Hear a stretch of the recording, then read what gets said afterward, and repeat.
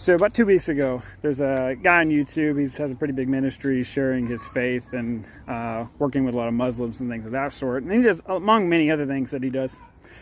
And about 2 weeks ago or so, he dropped a video, and in that he shared something from his past. Now keep in mind, when he was an atheist, and he was living for the kingdom of darkness and for himself.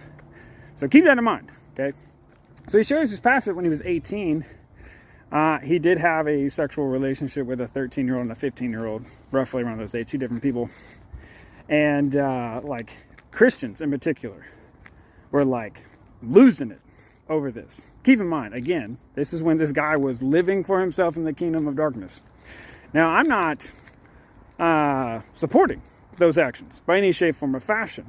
But keep in mind, if you look at the history and the past of just people in the Bible that God used, it's pretty drastic. David, murderer. Right? Moses, murderer. Paul, murderer. Even Jesus' genealogy listed in Matthew that's a messed up ancestry that he decided to be born into.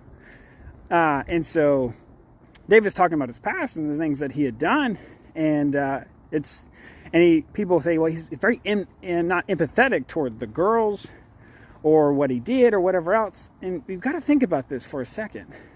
We don't know David's heart at all, right?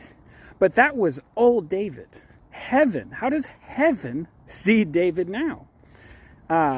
Heaven sees David as clean, as holy, as blameless, as faultless, according to Colossians 1:22, declared righteous by faith and declared righteous by Jesus' blood in Romans 5:1 and 5:9. That's the old David that did those things. That David is dead. That old David was crucified with Christ. And what alarms me is the Christians, his brothers and sisters in Christ, who are saying he is unfit for ministry.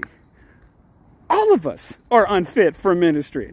If we had our entire past laid out in front of us and we asked our past, hey, am I fit for ministry? Your past would say, absolutely not. Under no circumstances. But that's not who we are. Jesus always saw us for what we were created to be. And that's what he redeemed on the cross. He forgave us and restored us back to our created purpose, identity, and value. And so I just encourage anyone, if you ever struggle with your past or you're judging someone for their past, understand, are you viewing them from your eyes or from heaven's?